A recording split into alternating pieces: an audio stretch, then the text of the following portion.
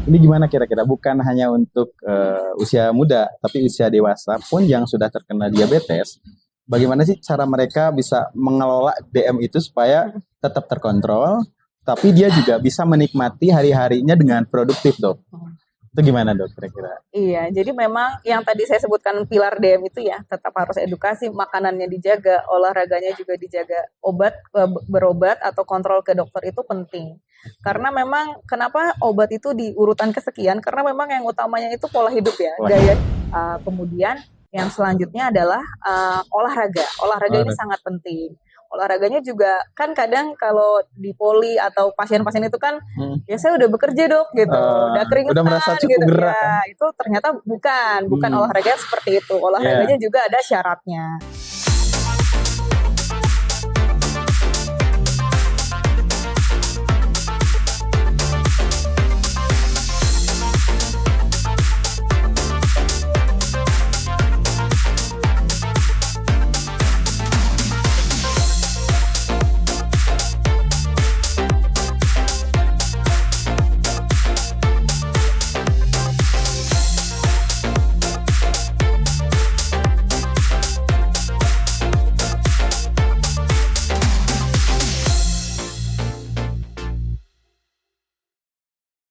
Halo, ketemu lagi dengan saya Deden Ramdhani di program Live RSDK. Kita kembali lagi dengan perbincangan khusus.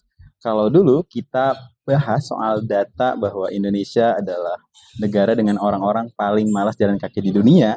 Nah, sekarang ada data yang cukup mencengangkan dan cenderung mengerikan, yaitu data bahwa penduduk Indonesia usia muda sebesar 19,5 juta jiwa itu terkena diabetes mellitus. Bahkan sekitar seperempatnya, sekitar 5 juta jiwa itu di bawah usia 40 tahun. Nah, kira-kira apa sih yang terjadi? Kita akan langsung membahasnya dengan Dr. Elisa, dokter spesialis dalam di RSDK Ciamis. Halo, Dr. Elisa. Halo, Pak Dede. Gimana dok kabarnya? Alhamdulillah baik. Prakteknya lancar dok? Alhamdulillah. Pasiennya udah banyak kan? Aduh, ini dok. Langsung aja, tadi bahas soal data bahwa usia muda di Indonesia sudah banyak rupanya yang terkena penyakit diabetes mellitus. Nah, kita edukasi dulu nih ke publik. Penyakit diabetes mellitus itu penyakit apa sih, Dok? Iya.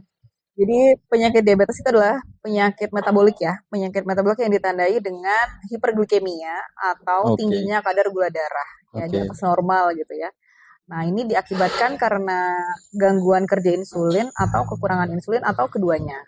Itu Mas Deden.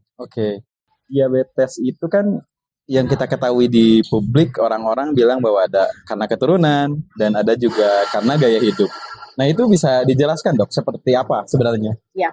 Jadi diabetes sendiri itu digolongkan menjadi 4. Yang pertama adalah diabetes tipe 1. Ini karena autoimun atau karena idiopatik. Memang kita tidak tahu penyebabnya kenapa. Ya, yang pasti ada kerusakan beta pankreas atau penghasil insulin. Yang kedua adalah DM tipe 2. Ini yang karena resistensi insulin tadi. Selanjutnya adalah DM gestasional, yaitu DM yang terjadi karena pada ibu hamil di trimester 2 atau 3. Selanjutnya adalah DM tipe lain. Nah, ini terjadi karena adanya gangguan penyakit lain, misalkan pankreatitis atau cystic fibrosis. Nah, ya, dan penggunaan obat-obatan glukokortikoid ini dapat meningkatkan gula darah. Contohnya, misalkan pada pengguna penerima transplant organ gitu, atau pemakai obat untuk terapi HIV/AIDS. Itu tipe-tipe DM. Nah, berarti untuk usia muda ini masuknya ke tipe mana? Tadi kan yang di tipe 1 tuh anak ya, tapi nggak melulu di tipe 1 gitu dok? Mungkin lebih ke dewasa muda ya kalau ya kita bahas saat ini. Memang terjadi pergeseran usia dari timbulnya diabetes tipe 2 ya, khususnya tipe 2. Jadi ada beberapa faktor resiko memang yang terjadi. Yang pertama adalah peningkatan berat badan atau obesitas. Obesitas ini adalah faktor risiko yang utama ya sebetulnya. Kurang gerak berarti. Betul. Ada juga tuh yang kedua adalah sedentary lifestyle atau hidup yang tadi disebutkan tadi ya, kurang gerak, lebih bermalas-malasan. Sekarang kan kemana-mana akses lebih mudah ya. Transportasi juga lebih mudah diraih. Jadi mungkin untuk gerak juga jadi kurang. Selanjutnya adalah merokok dan konsumsi alkohol. Setelah itu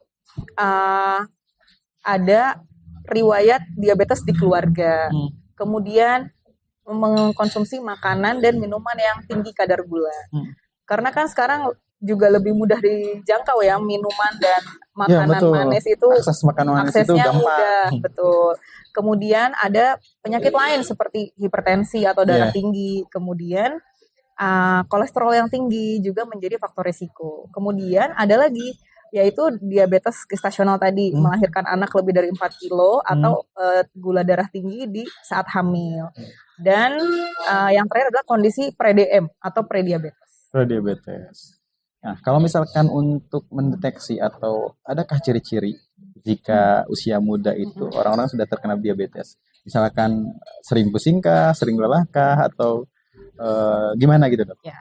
Jadi tandanya diabetes itu sangat luas banget ya, Mas Deden ya. Mulai dari yang tidak bergejala sampai ada gejala khas. Apa sih gejala khasnya? Yang pertama jadi sering haus, terus jadi sering makan, lapar terus gitu. Terus juga berat badannya itu turun tanpa bisa dijelaskan kenapa gitu turunnya.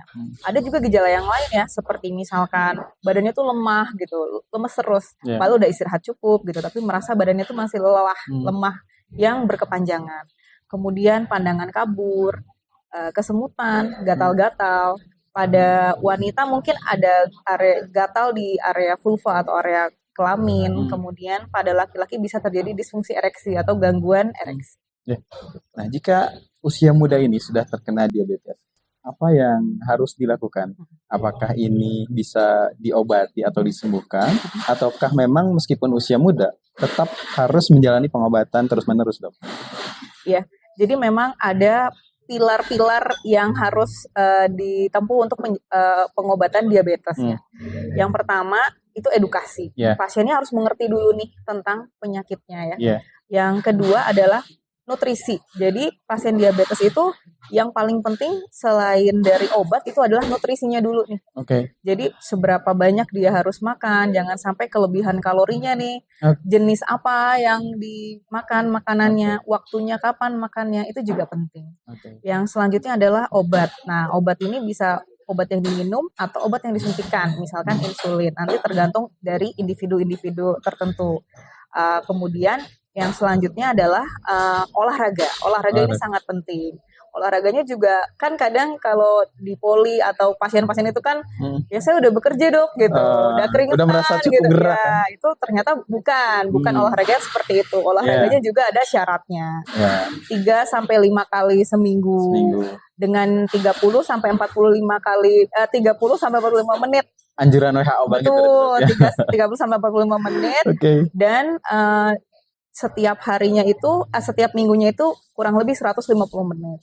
Dengan jarak jeda tiap latihan itu tidak boleh lebih dari 2 hari. Itu untuk anjuran olahraganya.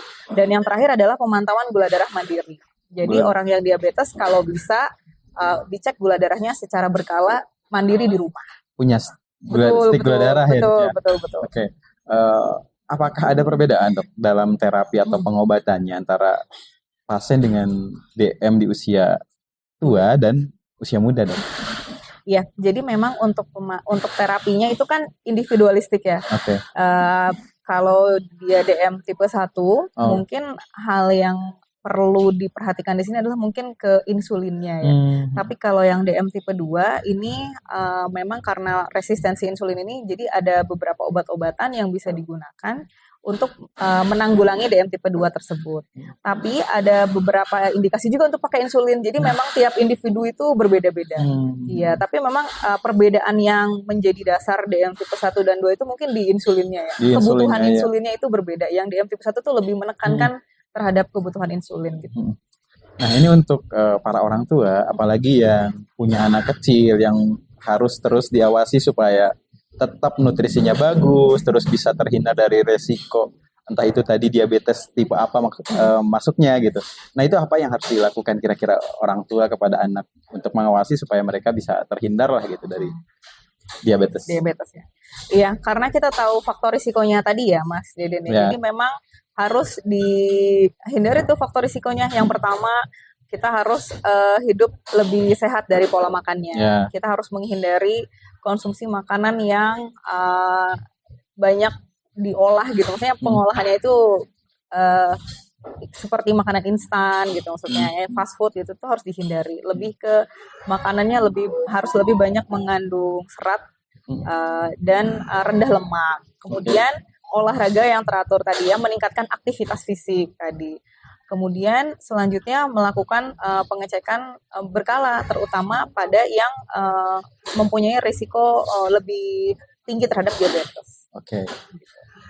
Kesimpulan dok, ini gimana kira-kira? Bukan hanya untuk usia muda, tapi usia dewasa pun yang sudah terkena diabetes. Bagaimana sih cara mereka bisa mengelola DM itu supaya tetap terkontrol, tapi dia juga bisa menikmati hari-harinya dengan produktif dok? Itu gimana dok kira-kira? Iya, jadi memang yang tadi saya sebutkan pilar DM itu ya, tetap harus edukasi, makanannya dijaga, olahraganya juga dijaga, berobat atau kontrol ke dokter itu penting. Karena memang kenapa obat itu di urutan kesekian, karena memang yang utamanya itu pola hidup ya, gaya hidup gitu, pola makan, pola tidur, stres, tidak merokok, tidak minum alkohol, seperti itu. Nah selanjutnya dikontrolkan rutin ke dokter untuk pemantauan dari penyakit diabetesnya itu. Karena ternyata untuk penyakit diabetes ini tidak hanya gula yang harus dikontrol, ada beberapa hal lain yang harus dikontrol juga. Oke. Baik dokter, terima kasih sudah memberikan kita pencerahan terkait dengan diabetes, khususnya yang di usia dewasa muda.